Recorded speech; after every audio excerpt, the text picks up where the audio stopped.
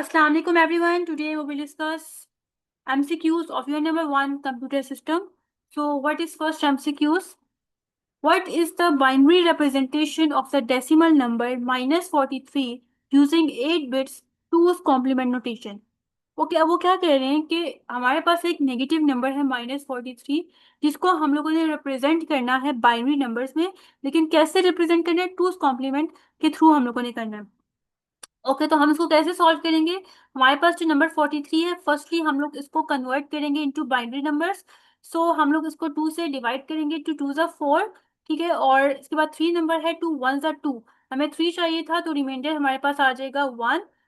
Further हम लोग इसको सॉल्व करेंगे। 21 है तो 2 1 ज़ा 2। अब 1 तो हो नहीं सकता, ठीक है, क्योंकि 1 ऑलरेडी 2 से छोटा है, तो 1 की जगह हम लोग यहाँ पे 0 लिखेंगे और इस 1 को एज अ रिमाइंडर हम लोग आगे लिख लेंगे। फिर फर्दर आगे सॉल्व करेंगे तो 2 5 ज़ा 10। ठीक है, रिमाइंडर 0 आ जाता है क्योंकि कंप्लीटली डिवाइड हो गया। 2 2 ज़ा 4। हमें 5 चाहिए था तो 5 माइनस 4 इज 1, तो यहाँ पे रिमाइंडर 1 आ गया। 2 1 ज़ा 2। ठीक है, रिमाइंडर यहाँ पे इसका 0 आ गया। हम इसका बाइनरी नंबर लिख लेते हैं 1। यहाँ से हम लोग लिखना स्टार्ट करते हैं, पहले 1 आएगा फिर 0 आएगा, फिर उसके बाद ये 1 नंबर आ गया, फिर ये 0 नंबर आ गया, फिर 1 और 1 आ गया। ठीक हो गया, ये हमारे पास 43 का बाइनरी नंबर आ गया। इसको हमें 8 बिट में कन्वर्ट करना है क्योंकि यहाँ पे लिखा है 8 बिट। तो ये हमारे पास कितने बिट्स बनते हैं? 1 2 3 4 5 6 है। हमें 8 में कन्वर्ट करना है तो हम लोग क्या करेंगे? 2 जीरोस लेफ्ट साइड पे ऐड कर देंगे। अब ये हमारे पास 8 बिट हो गया। अब इसके ऊपर हम लोग टूज कॉम्प्लीमेंट अप्लाई करेंगे। टूज कॉम्प्लीमेंट में क्या होता है कि स्टेप नंबर 1 में हम क्या करते हैं कि जितनी भी बिट्स होती हैं उसको हम लोग फ्लिप कर देते हैं। मतलब अगर 0 होगा तो 1 कर देंगे, 1 होगा तो 0 कर देंगे। अब इस 0 की जगह हम लोग 1 लिख लेंगे, नेक्स्ट 0 की जगह भी हम लोग 1 लिख लेंगे, इस 1 की जगह हम 0 कर देंगे, इस 0 की जगह हम लोग 1 कर देंगे, इस 1 की जगह हम 0 कर देंगे, इस 0 की जगह हम लोग 1 कर देंगे। आगे जो 0 है, 1 1 है, ठीक है, इसको हम लोग 0 0 कर देंगे। स्टेप नंबर 1 हमारा कंप्लीट हो गया। स्टेप नंबर 2 में क्या करते हैं कि 1 नंबर को हम लोग ऐड कर देते हैं। इसी के अंदर हम लोग 1 नंबर को ऐड करेंगे। 1 plus 0 is 1। 0 as it is आ जाएगा क्योंकि वो किसी में ऐड नहीं हो रहा। 1 आ जाएगा, नेक्स्ट नंबर हमारे पास 0 है वो भी ऐड ऐसे ही आ जाएगा। 1 नंबर आ जाएगा, 0 आ जाएगा, 1 आ जाएगा और 1 आ जाएगा। अब ये जो आंसर है देखते हैं कि वो कौन सा हमारा ये किसके साथ मैच हो रहा है, कौन सा करेक्ट आंसर है। तो ये हमारा जो आंसर है वो इस नंबर के साथ मैच हो रहा है। So correct option is C. Next को डिस्कस कर लेते हैं। Which of the following binary number correspond to the hexadecimal 3FA7। हमें एक हेक्साडेसिमल नंबर दे दिया है, इसको हम लोगों ने बाइनरी में कन्वर्ट करना है। तो हम लोग क्या करेंगे? जो हमारा 3 नंबर होता है वो क्या कहते हैं, 3 ही होता है। एफ का जो नंबर होता है वो 15 होता है। ए का नंबर 10 होता है और 7। अब ये जितने भी नंबर्स हैं इनको हम लोग बाइनरी में कन्वर्ट करेंगे। लाइक पहले हम लोग 3 को बाइनरी में कन्वर्ट करेंगे। तो हम लोग कैसे कन्वर्ट कर सकते हैं? 2 1 ज़ा 2 और 1 रिमाइंडर आ गया तो इसका बाइंड नंबर 1 आ गया। लेकिन हम लोग यहाँ पे जस्ट 1 और 1 नहीं लिखेंगे, बल्कि इसके लेफ्ट साइड पे 2 जीरोस भी ऐड करेंगे। क्यों? क्योंकि हेक्साडेसिमल में जो नंबर ऑफ बिट्स होती हैं वो 4 होती हैं, तो इसलिए हमें इसको 4 में कन्वर्ट करना होगा। तो इसके 4 में कैसे कन्वर्ट करेंगे? इसके लेफ्ट लेफ्ट साइड पे 2 जीरोस ऐड कर देंगे। फिर हमारे पास नंबर है 15। ठीक है, 15 को भी हम लोग किस में कन्वर्ट करेंगे? बाइनरी में कन्वर्ट करेंगे। जैसे कि 2 7 14, आंसर इज 1।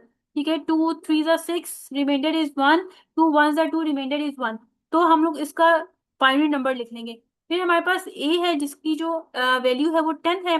अब हम लोग इसको कन्वर्ट करेंगे बाइनरी में। 2 5 10, answer is 0। 2 2 4, answer is 1।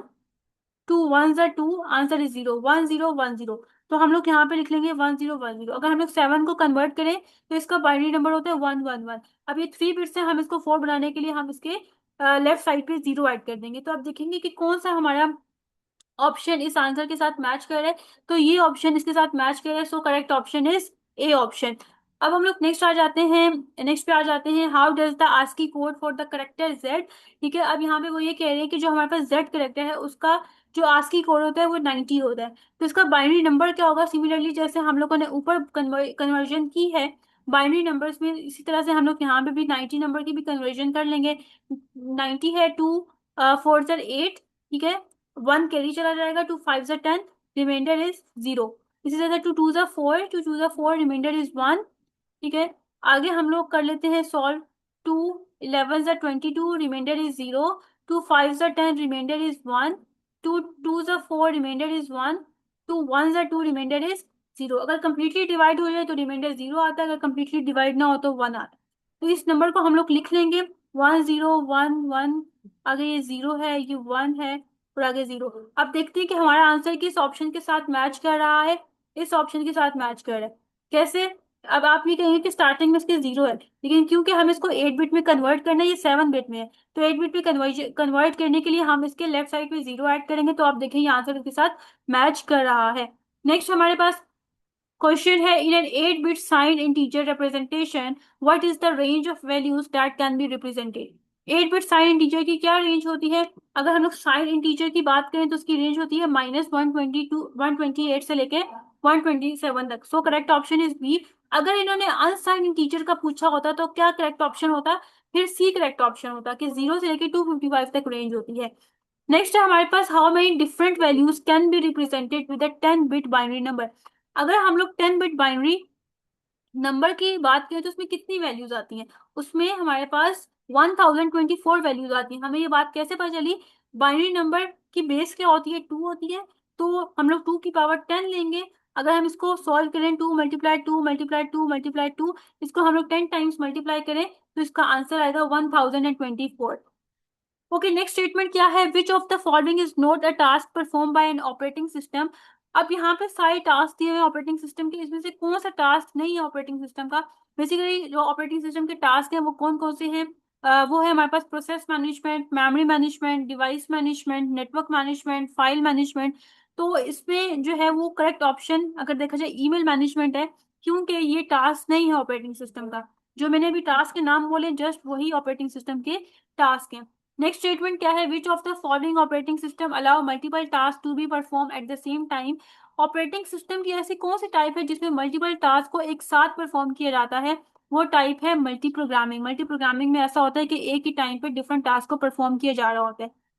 Next statement है, which state of a process represent that it is ready for execution but waiting for CPU time. अब देखिए, प्रोसेस की हम लोगों ने बेसिकली 5 स्टेट्स पढ़ी थी।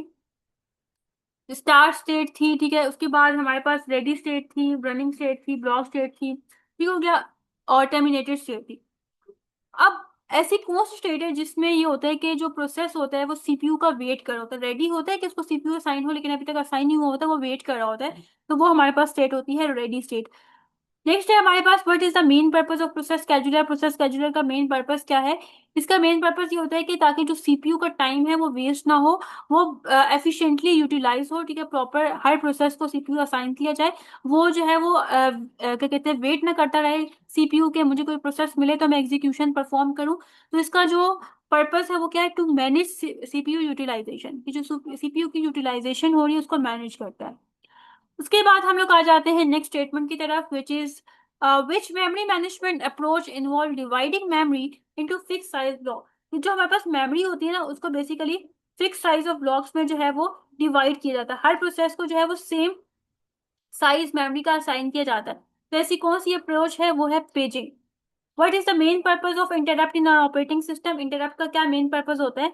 इंटरप्ट का मेन पर्पज ये होता है कि सीपीयू करंटली जिस प्रोसेस के ऊपर वर्किंग कर रहा है, जिस प्रोसेस को एग्जीक्यूट कर रहा है, उसको छोड़ के पहले जो इंपॉर्टेंट टास्क आ रहा है, जिसने रिक्वेस्ट भेजी है कि पहले उसको एग्जीक्यूट होना है, तो फिर पहले वो उसको एग्जीक्यूट करता है। जो इमीडिएट इवेंट आ रहा होता है, ठीक है, या जो इंपॉर्टेंट टास्क होता है, पहले वो उसको एग्जीक्यूट करता है। जब वो उसकी एग्जीक्यूशन कंप्लीट हो जाती है तो फिर वापस जो पहले जिस प्रोसेस को एग्जीक्यूट कर रहा था वो उस प्रोसेस को एग्जीक्यूट करना स्टार्ट कर देता है। तो इसका मेन पर्पस क्या होगा? टू हैंडल इमीडिएट इवेंट, कि जो इमीडिएट इवेंट आया है या जो इंपॉर्टेंट टास्क आया है पहले उसको हैंडल कर ले, जो जिसको पहले से एग्जीक्यूट करा तो उसको भी छोड़ दे।